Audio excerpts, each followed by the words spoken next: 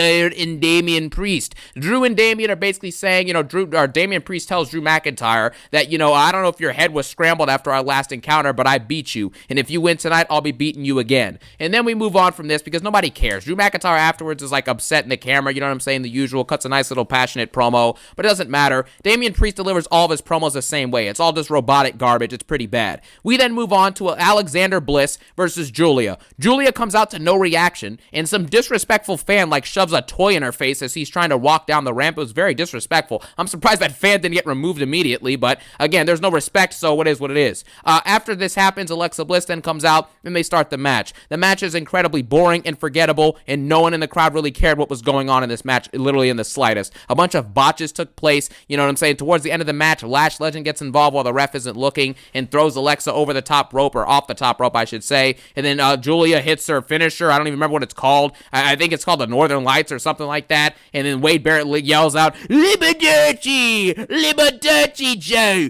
Joe the Liberty, Joe! The Joseph the Liberty! The Liberty! The Liberty! Bro, can you just call the match? You know what I'm saying? What are you talking about at this point? Joseph Tessitore, and multiple times throughout this night, you guys already know what he was doing.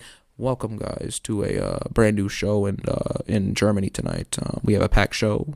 Drew McIntyre is going to be fighting against Cody Rhodes, and it should be pretty fun. I'm looking forward to it. Wade, how are you doing today? Okay, family's doing good. Awesome. I'm glad to hear that. I want you to have a great rest of your night and to enjoy yourself and everything that you do. Thank you guys for coming. What?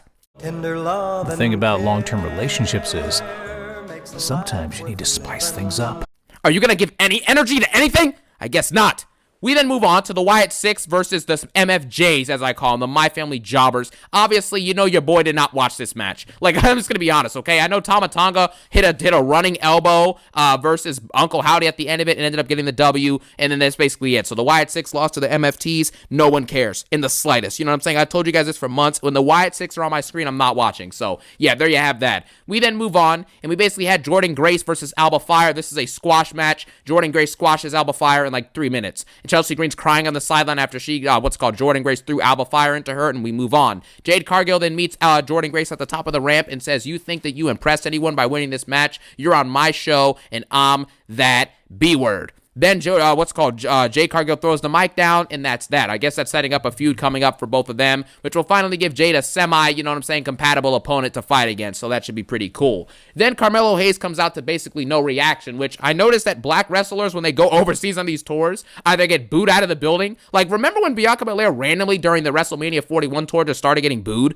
You know, it just made literally no sense. But Bianca just started getting booed when they were overseas, and now Trick Williams is getting booed tonight, even though he was getting cheered last week when they were in America. And then after that, now you have Carmelo Hayes coming out to either no reaction, and then throughout the match, just literally nobody cares what he's doing. So, you know what I'm saying? It looks like we're back to the 2025 days as per usual. He fights against Shinsuke Nakamura. Him and Shinsuke Nakamura have a match, and nobody really cares. Carmelo's knee is apparently injured in the match, you know what I'm saying? In kayfabe, that's the story they're working throughout the match. And basically, Carmelo Hayes ends up getting the dub regardless, so it doesn't really matter anyways that his knee was injured inside of the storyline. Carmelo gets the W and beats Shinsuke in a nice little match that, quite frankly, was very forgettable. I can't even tell you one or two moves that were used in this match besides Carmelo's finisher. So, you know what I mean? This is a pretty mediocre match. And it's sad to see that, honestly, Carmelo Hayes getting no reaction is sad, but it makes sense. This U.S. title reign has already been killed on arrival. This is the same issue I have with the main event with Cody and Drew. It doesn't matter about the outcome, guys. We have to be able to see beyond that. We've been burned too many times by this company and seen this company do so many shock factor moves. And this happened, and that happened, and look at this surprise, and look at that moment, and look at this title change, and that title change. And then the title changes go nowhere. We've had 0 great championship reigns since Roman's reign that ended at Mania 40, and it's a fact. So I don't understand why I would believe that any of these reigns will be good. I like Carmelo Hayes. I like Roman Reigns. I like John Cena. I like all these people. But again, Cena's retirement tour was a disaster class, booked by Triple Fraud. Carmelo Hayes won the U.S. title on a taped episode of Smackdown randomly a few weeks ago, and fast forward a few weeks, all he's done is the same thing Ilya did. Fought jobbers. You can't become not a jobber by only beating and barely beating and fighting jobbers. It's bad booking. You understand what I'm saying? You can't get over like that. So I'm not surprised that Melo isn't completely over everywhere yet, because his championship reign sucks. All he's doing is beating jobbers. So that's basically the situation with that, okay? Carmelo Hayes retains his belt. Hell. We then move on. We get an hour free of commercials to end the show, and quite frankly, guys, this was complete garbage. Let's be real with ourselves. This is a complete garbage product at this point. Nobody cares in the slightest that Cody Rhodes and Drew McIntyre are fighting what's called for a commercial-free hour when the match should already be commercial-free to begin with. And on top of that, this last hour of commercial-free, it wasn't even an hour. It's like 40 minutes. You know what I mean? And nothing happened in the 40 minutes besides the end match. So this is just a scam that it was an hour free. But because they didn't give us ads for an hour, I have to give them some credit for that. So good job, WWE, on that one. Cody Rhodes and Drew McIntyre then start their match, and you begin to see how nonsensical this stuff is, effective immediately. Number one, what made no sense. The first match, like the first stages, because this is a 3 stages of hell match, right? The first stage is a normal match. In this normal match, it lasts like 10 minutes max, and Drew McIntyre, while the ref is trying to repair an exposed turnbuckle, which later on in the match is still not repaired for some reason, but while the ref is trying to repair the exposed turnbuckle, Drew McIntyre hits one low blow, one claymore, and Cody's pinned in like easily. It was a very easy pin that Drew McIntyre got. If I were him, I would have just stayed on top of Cody and tried to pin him anyways, because the second stage was a falls count anywhere match. Why don't you just pin him again? I don't like, you know what I'm saying? Like, there's no logic put into any of this, but whatever. Drew McIntyre, 10 minutes into the match, pins Cody off of one low blow and one claymore. We'll get back to that in a second as to why that absolutely makes no sense, because again, that's stupid. We just saw Seth Rollins at Mania 40 with a blown out knee and a broken knee or torn knee or whatever, and a busted back, and he took like 3 or 4 claymores before he finally lost to Drew McIntyre the night after he and Cody had just went to war with Roman and The Rock for like nearly an hour. So how is it that Seth Rollins was kicking out of all those while not even being fully healthy, but Cody takes one low blow and one claymore and randomly just loses the match in 10 minutes? You see what I'm saying? None of this stuff makes any sense. And when stuff doesn't make sense, that usually means that they're just doing it for a momentary thing. Just like John Cena's heel turn didn't make sense earlier this year with The Rock, but of course, we find out later, it's been confirmed by reports, it's been confirmed by news outlets, it's been confirmed by John Cena himself, that the heel turn he did with The Rock was just done for a shock moment. He said that Triple H and WWE, they wanted a shock moment, a moment to wow people, and therefore they did it. That's why when I say things don't make sense, it is a problem. Because when things don't make sense, like I just said, it's usually a sign of worse things to come. Because it not making sense is one part, because that means they're just doing it just to do it. And then obviously when you start doing things just to do them, there's a lot of inconsistencies and a lot of bad booking that comes along with it. So things not making sense is a big problem, whether you believe it or not. Then we move on to the second fall. We then had Cody and Drew. They brawled in the arena. This is a Falls Count Anywhere match, was the second stage of hell. They brawled in the crowd, which this was my favorite part of the match probably. They brawled into the crowd. We're throwing beers at each other. Cody took somebody's phone and was like taking a selfie on it as he was fighting against Drew. I thought that was pretty funny. And then Cody Rhodes then puts Drew on a table outside. They brawled in like a very dark area where you can't even see what they're hitting against. Like that was like 2 minutes of this match of just straight just throwing each other into this object that I just can't even see. I think it was a piece of the railing, but the way the lighting was, you couldn't see anything. So that was that. And then Cody Rhodes hits Drew McIntyre with one of the worst splashes of all time. This splash literally was just called a flop. It's like a Gunther splash, but slightly better because Gunther has the worst splash in wrestling history. But Cody Rhodes basically just gets on top of the railing in the crowd and then falls off of it and falls onto Drew through a table. After this takes place, you know what I'm saying, Drew McIntyre kicks out of going through a table, which is interesting. Then they brawl all the way back to the ring. Cody hits a nice crossroads through the announce table and then is able to pin Drew off that. So, okay, that's pretty cool. Drew McIntyre, who it took one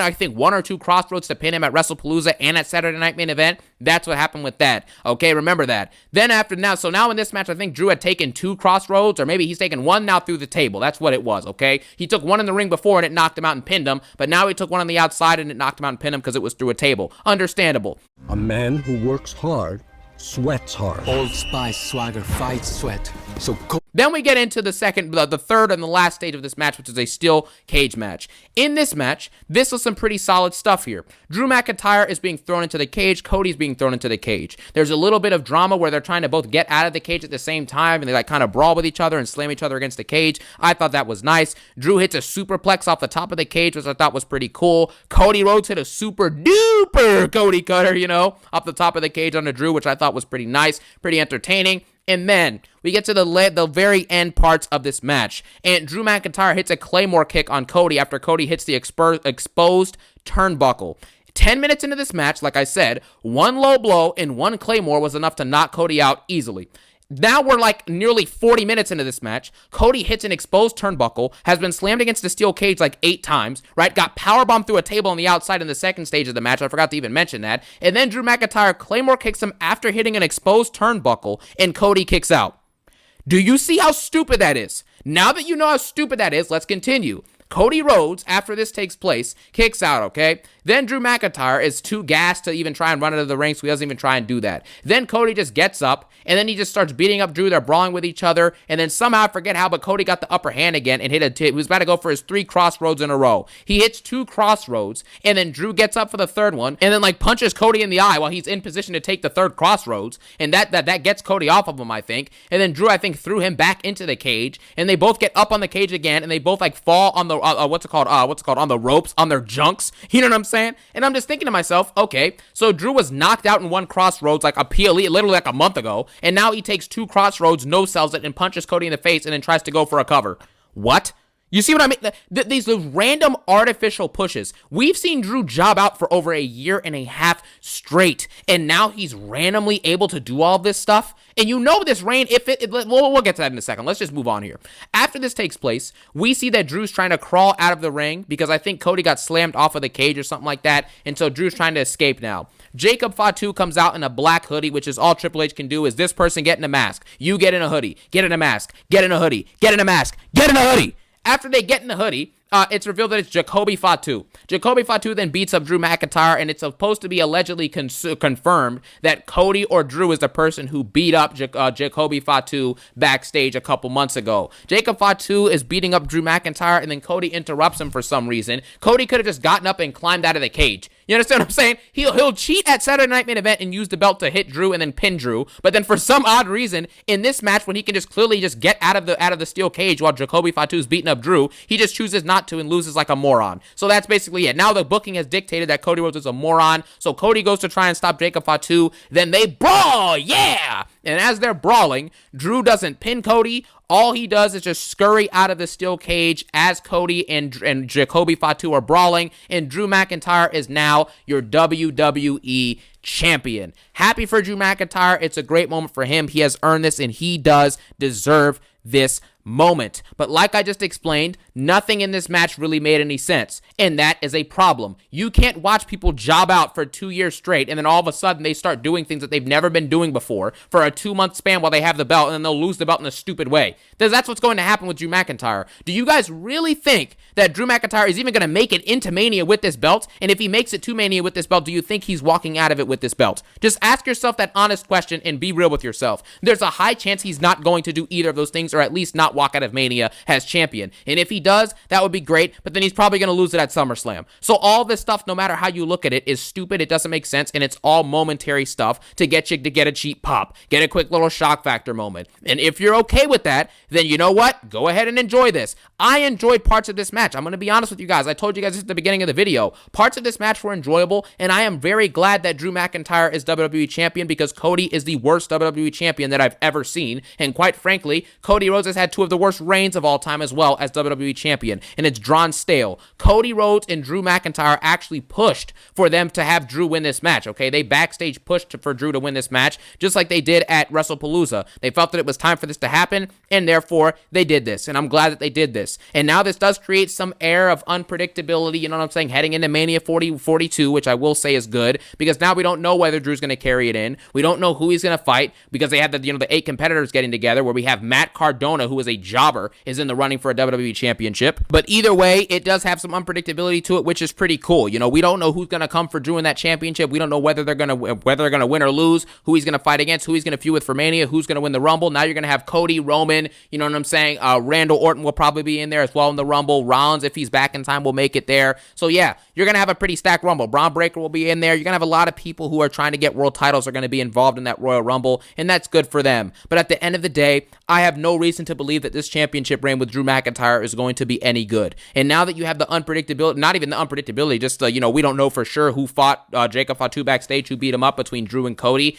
you could potentially have Cody Rhodes turn heel. But like I said before, if you cannot make one of the most talented and most, best performance in WWE and wrestling general history, and John Cena, if you could not make him a great heel and you had 5 months to do so, and it failed so bad that Cena had to randomly turn face on an episode of Smackdown before SummerSlam, why should I believe that Cody Rhodes, who struggled to even be, he was bad as champion, and I'm talking awful as champion. That same face who was awful as champion is going to magically become heel and then become great, and then what's he going to gain from this? What, he's going to become heel and then win the belt back? It's the same thing. You know what I'm saying? You have to really be creative with this stuff. And if the booker who hasn't been creative in years, I'm just going to randomly expect him to be creative now, you see, it's not expectable. It's not acceptable to actually believe those things at this current moment in time. So yes, glad that Drew McIntyre won. I think he's going to have a better reign than Cody Rhodes, but again, we're talking about going from the floor and going upwards. You can only go up from the bottom. Cody had a 0 out of 10 championship reign. You know what I mean? I think Drew should at least be like a 5 out of 10, hopefully. You know, that would be considered a decent reign in today's title reign standards, you know what I'm saying, since Roman lost his belt. So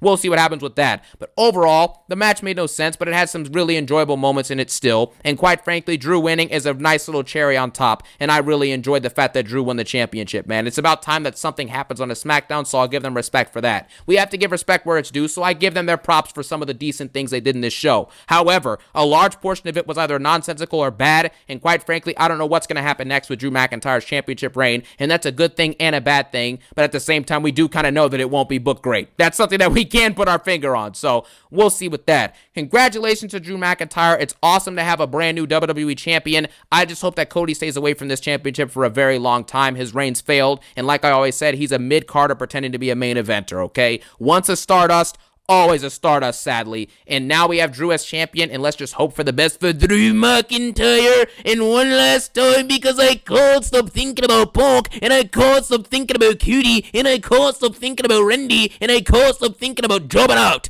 Now, Drew McIntyre is your WWE champion.